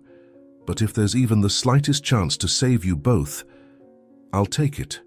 I'll fight for you, as I always have, as we always will fight together." The silence in the room was almost unbearable. The sound of the heart monitors seemed to be the only thing alive there. The doctor, understanding Oliver's anguish, gave him a moment to process the situation. "Mr. Fuentes, I understand that this is an impossible decision, but we can't wait any longer. We need to know how to proceed." Oliver looked at the doctor, his eyes filled with pain and uncertainty. He knew this was a life or death choice, and there was no way to predict the outcome. Oliver straightened, squeezing Isley's hand one last time before turning to the doctor. "I authorize the procedure. Do the transplant. If there's any chance of saving them both, I accept the risk. No matter how risky it is, I can't just stand here and watch them slip away. Isley and the baby, they are my life, and I have to believe they can make it through this." The doctor nodded respectfully, but his expression still carried the weight of what was to come. He stepped back, leaving Oliver alone with Isley once again. With a heavy heart, Oliver looked at his wife's peaceful but so fragile face, wondering how everything had reached this point. "I should have done more. I should have seen the signs, understood what was happening before, but now, all that remains is hope," he said. As the minutes passed, Oliver felt time slipping through his fingers like sand. Every second felt like an eternity, each beat of his heart a cruel reminder that he was at the mercy of fate. He looked at Isley again, still silent, and couldn't help but imagine what she would say if she were conscious. "You would tell me to be strong. You have always been my rock, Isley. And now I am trying to be strong for you, but I don't know if I can. I don't know if I can handle the possibility of losing you, of losing our little son," he said. Minutes later, the procedure began. The doctors worked in silent harmony, each movement precise, each action filled with urgency and care. Oliver watched through the procedure room window, feeling powerless. He wanted to be inside, holding Isley's hands, protecting the baby, but all he could do was wait. Anxiety consumed him as he paced back and forth in the corridor, trying not to succumb to despair. Please, God, let this work. They have already been through so much. They deserve a chance. Time dragged on, and with each second, Oliver felt his fear intensify. He could barely breathe, feeling the weight of his decision crushing him. What if I am wrong? What if I am putting them in more danger with this choice? But what else could I do? Just stand by and wait for life to take them away? That was never an option. It never will be. Finally, after what felt like an eternity, the doctor exited the procedure room with a cautious expression on his face. "Mr. Fuentes, the procedure has been completed, but both are still in critical condition. The next phase is the most delicate. Now we need to see how their bodies will respond to the transplant. They are fighting, but we cannot guarantee anything yet. The next few hours will be crucial." Oliver took a deep breath, feeling relief mixed with lingering anguish. He approached Isley's bed, still unconscious, and took her hand once more. "I know you will get through this. You have always been stronger than I am. You have always taught me to fight, to never give up. And now I need you to keep fighting, Isley. The baby needs you. I need you." The hours passed in a tense, silent atmosphere. Oliver remained by Isley's side, not leaving the room, afraid that every second away could be the last. He watched her every move, hoping for any sign, any hint that she was coming back, as he still couldn't see the baby in the neonatal intensive care unit. Then, when he least expected it, he felt Isley's hand squeeze his gently. His heart raced and he looked at his wife, whose face was starting to show signs of life. "Isley? Isley? Can you hear me? Can you hear my voice? My love?" Her eyes opened slowly, blinking against the intense light in the room. She looked confused at first, but gradually her eyes focused on Oliver, and she tried to speak, though her voice was weak and hoarse. "Oliver? Are you here? What is happening? Are you all right?" she murmured, her breathing still heavy. "Yes, my love, I am here. I never left your side. The baby is fine and the transplant was performed. You are both fighting and I know you will make it through. I thought I had lost you. I thought I would never see you open your eyes again. But you are here, and that is all that matters now," Oliver said, unable to hold back the tears that streamed down his face as he spoke. Isley closed her eyes for a moment, taking a deep breath, as if trying to gather her thoughts.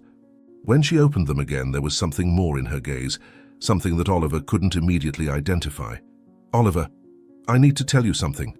There are things I never told you, things that maybe could have prevented all of this. I was pregnant. I wanted to surprise you, to tell you when you came back from your trip, but there was no time. I wanted to tell you in a special way." Isley took a deep breath as if seeking the courage to continue. "I wanted it to be a perfect moment just for us.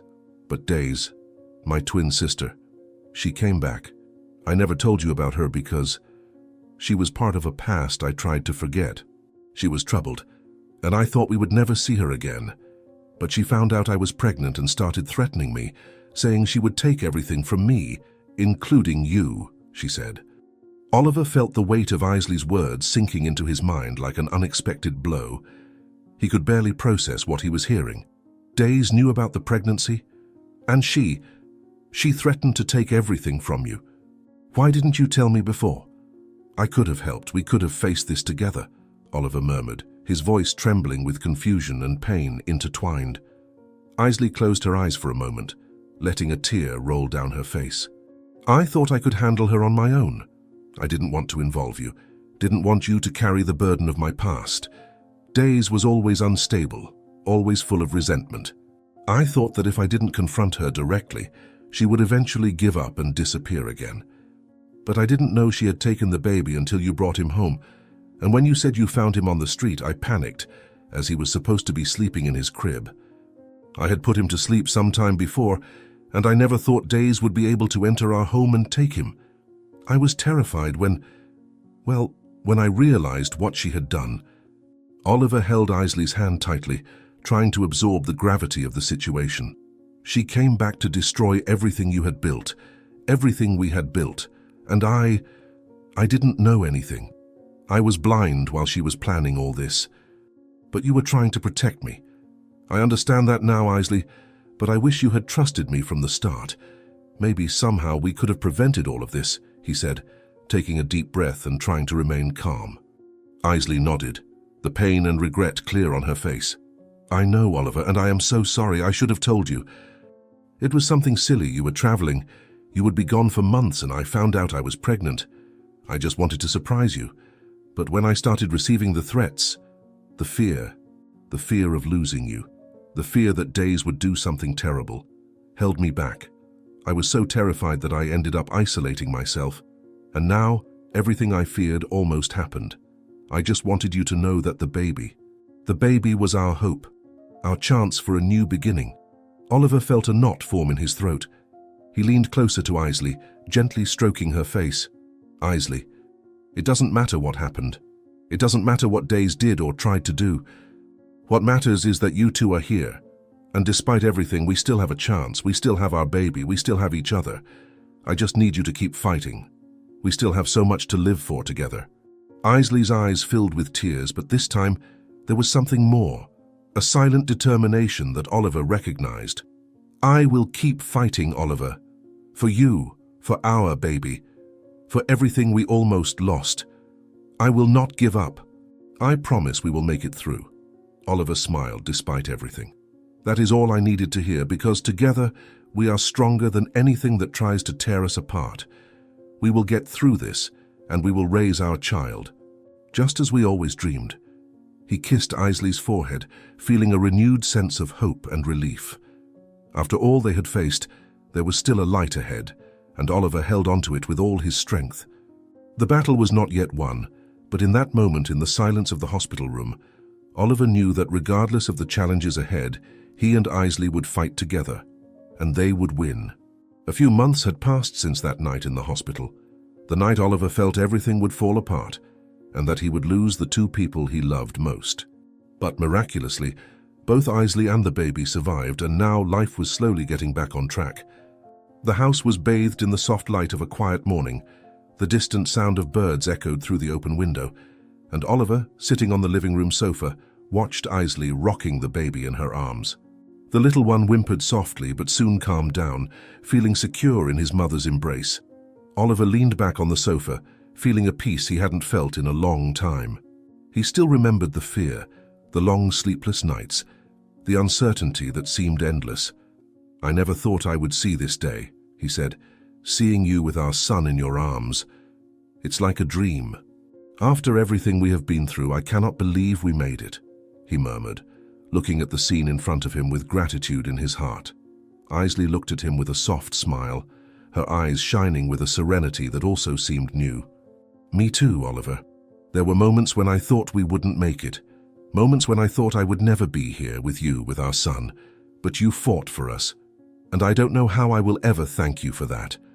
Her voice was sweet, but carried the weight of the difficult memories that still lingered over them.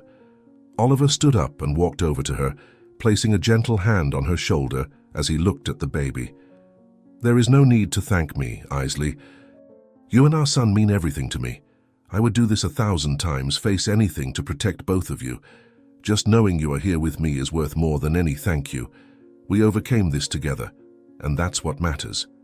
Isley took a deep breath, feeling the peace of the moment but also aware that the traumas were still present. Sometimes I find myself reliving those days, reliving the fear, the pain, and I wonder if we are truly safe now. I know Days is in prison and that it's all over, but sometimes the memory of what happened still haunts me. I just want him to grow up in peace, without carrying the weight of our past. She looked at the baby, who was now sleeping in her arms, and smiled sadly. Oliver sat beside her, gently taking Isley's hand. I understand. I also have those moments when it feels like everything could fall apart at any instant. But then, I look at you, at him, and I remember that what matters is the present.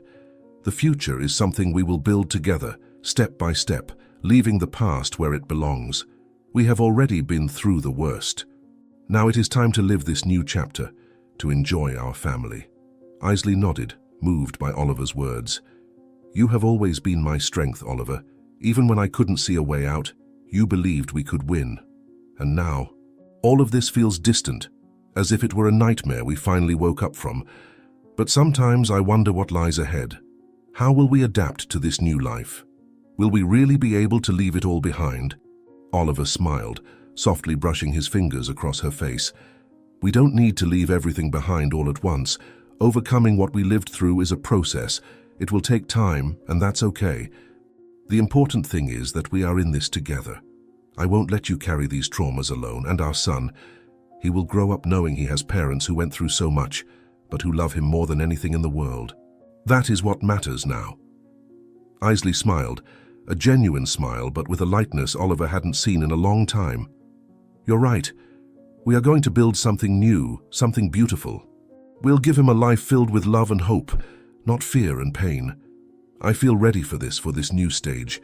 Even with the scars we carry, I know we can make this work. The baby began to stir in Isley's arms, and she rocked him gently, soothing him back to sleep. Oliver looked at the scene with a sense of fulfillment he had never imagined he would feel. He is a survivor, just like us. He went through so much, but now he's here, safe in your arms. It makes me realize just how strong we are together, Isley. Nothing can break us, not after what we faced. Isley leaned into Oliver, resting her head on his shoulder while still holding the baby. I am grateful we made it this far, and I am grateful you never gave up on us. Sometimes it feels like it was all a test to see if the love we have was strong enough. And now I know that it is, that it always was. Oliver smiled, kissing the top of her head lovingly. Our love has always been strong, Isley, but now it's unbreakable. No matter what happens, we'll face everything together.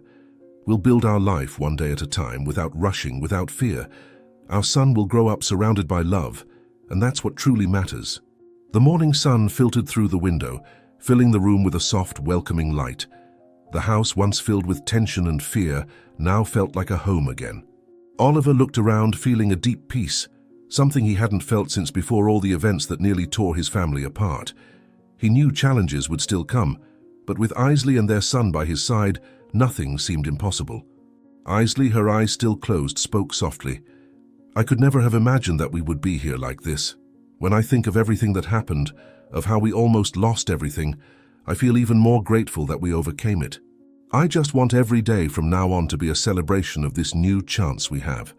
Oliver squeezed her hand a little tighter, and it will be. Every day will be a victory, Isley. Every smile from our son, every peaceful night will be proof that we made the right choice, that we never gave up. We deserve this happiness, and we will protect it with all we have. This is the life I always wanted for us. And now we can finally live it." He looked at the baby who slept peacefully and felt his heart fill with joy. The house was silent, but it was a comfortable silence, filled with the love and connection that Oliver, Isley, and the baby shared. Oliver knew there was still a long road ahead, that the ghosts of the past might appear from time to time, but he also knew that, with Isley by his side and their son in their arms, they would be able to face anything. Isley opened her eyes and looked at Oliver with a gaze of tenderness and gratitude. "I love you, Oliver. I love our life, our family, and I know that no matter what happens, we will be okay. Because in the end, all we have is each other. And that is more than enough."